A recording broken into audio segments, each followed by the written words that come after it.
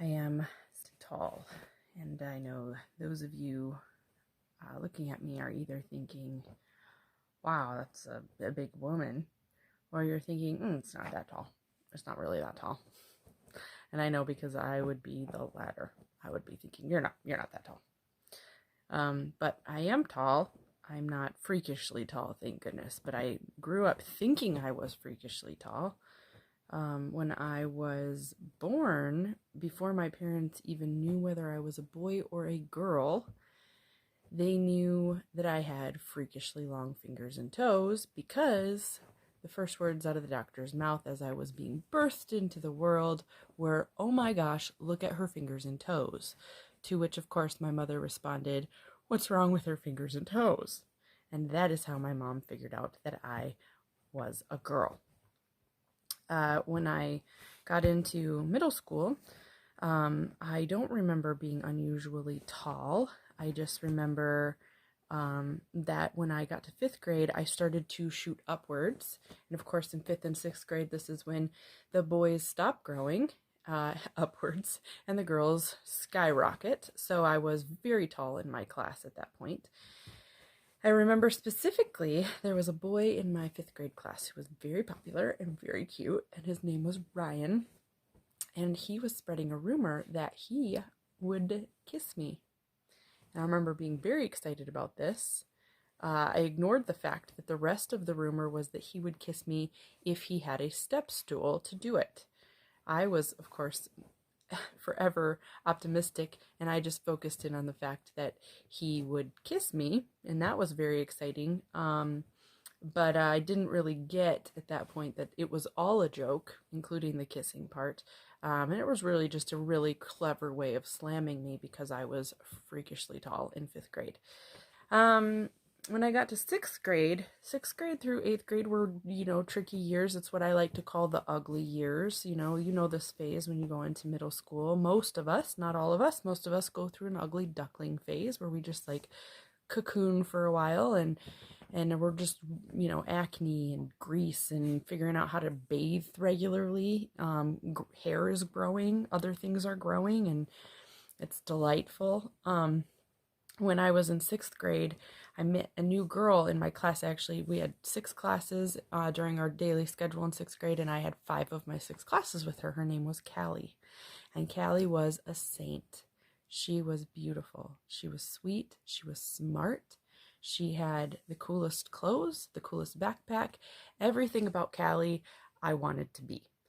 However, I remember going to my first day of sixth grade in a white Champion t-shirt that I promptly spilled food down the front of on my first day of school and cut off blue jean shorts. So I remember that very specifically. But I remember I started sixth grade with longer hair, and that there was our middle school and our high school were in the same building. And I remember changing of the classes one day. I saw this senior who had this adorable pixie cut, and I remember thinking, I love that pixie cut. I mean, I love a good pixie cut. I still to this day love a good pixie cut. And so I went to my mom and said, I really like this girl's short hair. And my mom, being sweet, was like, well, why don't you ask her where she got her hair cut, honey? I was like, oh, because I'm in sixth grade and she's a senior, but okay. So the next time I saw her in the hall, I marched up. She probably thought I was also a high schooler because I was so dang tall. But I marched up and was like, excuse me, where did you get your hair cut? My mom told me to ask you. And she told me this really nice salon in town. And I was like, okay. So I went home, Mom, it's this really nice salon. And Mom's like, that's cute. So she takes me to a lady from church who cuts hair in her basement. And I got this haircut.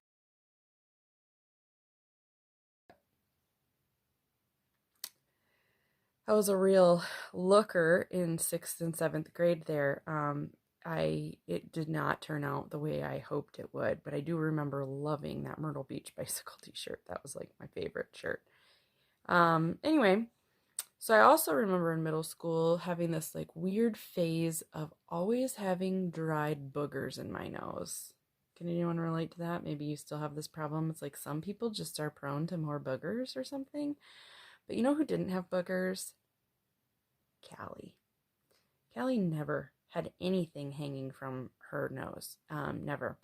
And by the way, I liked Callie a lot. Like, I loved this girl. We were best friends. I respected her. I liked her like a friend, let's be clear.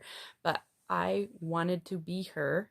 And if I had a car and binoculars, I probably would have been stalker level friend here, because everything she did, I wanted to do. I remember the way she wrote and organized her planner at school.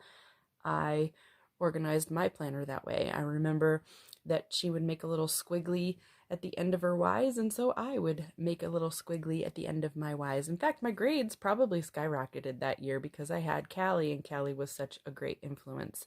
But Callie didn't have boogers in her nose, and so poor 6th grade, freakishly tall, with a weird, not pixie haircut Jill, I went to her one day, and because in my 6th grade brain, this did not register as creepy, but now I look back and I have to laugh at myself because this was so creepy.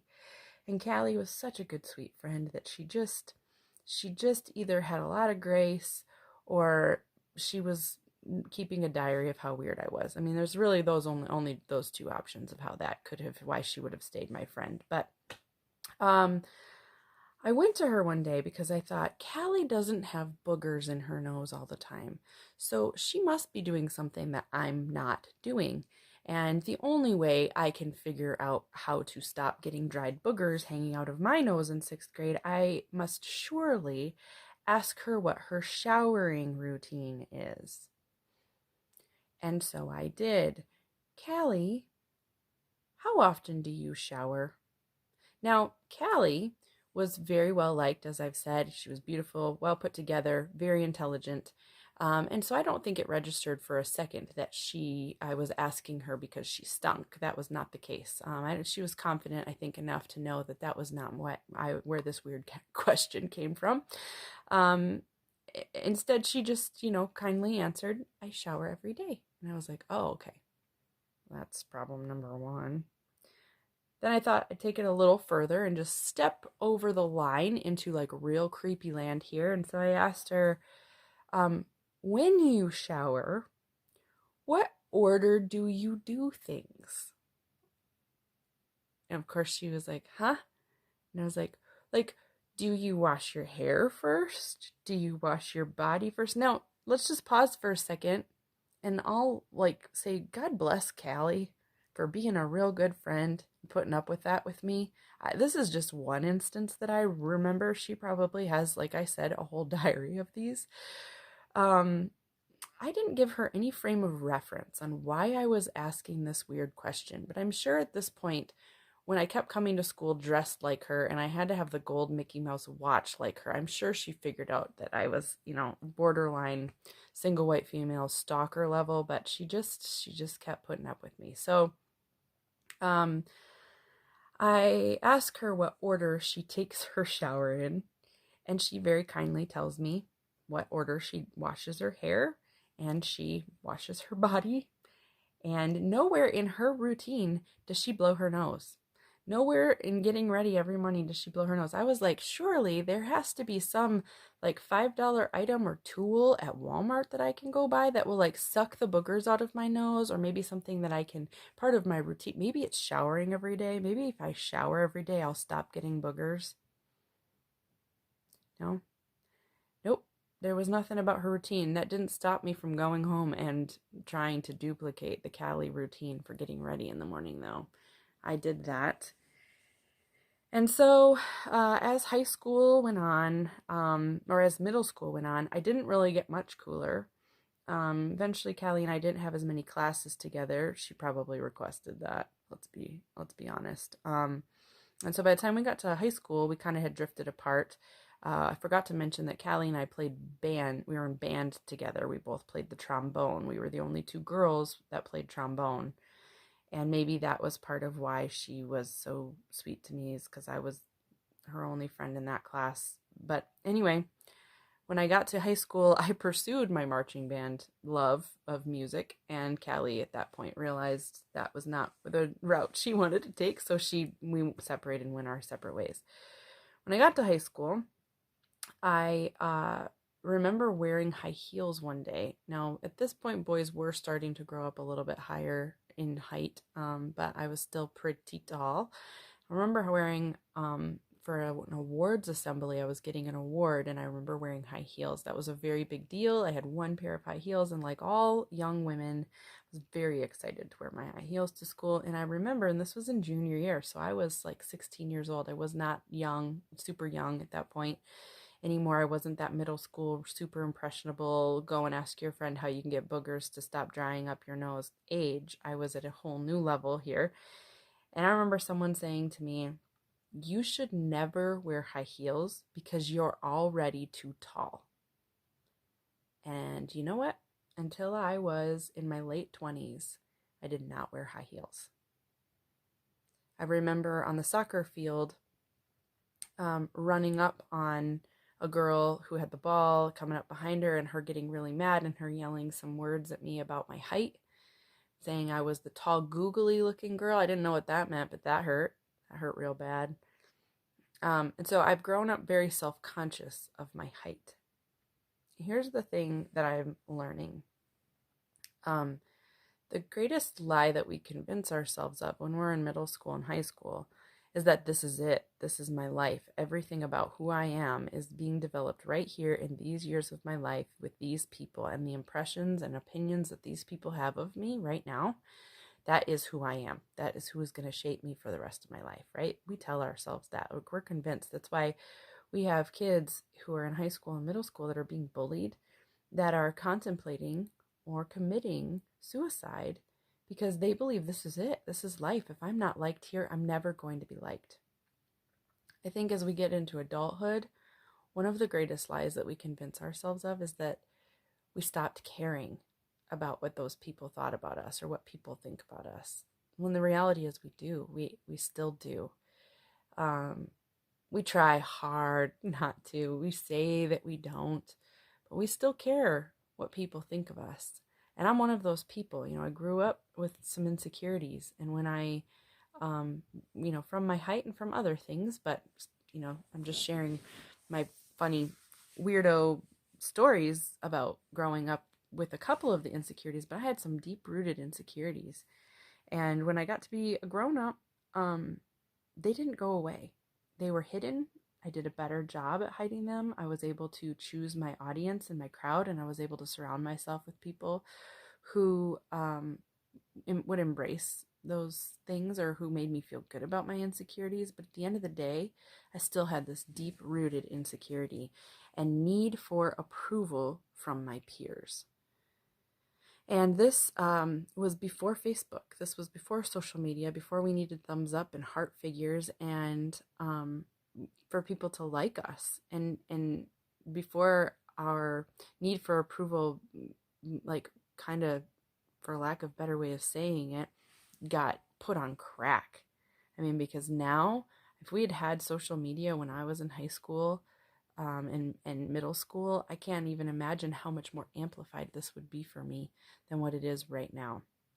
But as an adult, I find myself struggling with this need for approval and walking this line of trying to put something out there, have a voice about it, but also keep myself humble, keep my head in the right place, and not do it because I want to see so many likes or I want so many followers or because I want things to get reposted with my name on them, but because there are good, wholesome, noble things that God has put inside of my heart that I have a desire to share with you. And so I held off for a long time on putting a serious side of myself out there and saying, this is a thing I believe in. This is a thing that I want to have a voice and put my voice to, because I was worried that it would feed this little monster inside of me that has a need for approval. And then one day God said to my heart, to my spirit, is it enough that I see what you do? Is it enough that I know that when you're doing that, it's genuine? Is it enough that I know that when you're doing it and it's disingenuous? And it changed my perspective. It shifted my vision. It gave me a whole new filter on when I post things, whether I get likes or not. I'm exercising this right to say the things that are put in my spirit that are noble and good, that God needs me to say, that somebody needs to hear.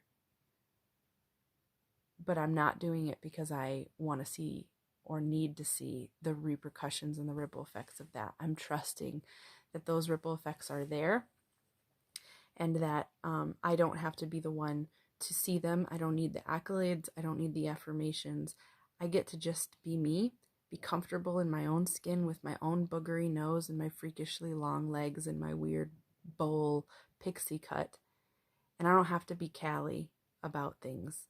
Callie is a beautiful person, and I admire her still to this day. I just think she's one of the kindest, probably sweetest people I've ever met. Mostly because she's still my friend on Facebook after all these years. But I don't have to be Callie in order to have a voice. I don't have to look a certain way. I don't have to put on I don't have to do a certain showering routine. I don't have to hide things. I can just be weird and awkward and tall. And God still loves me, and I can still have a voice. And I don't need anyone else to tell me that that's good. I just get to do it. And it's enough that God sees what I'm doing.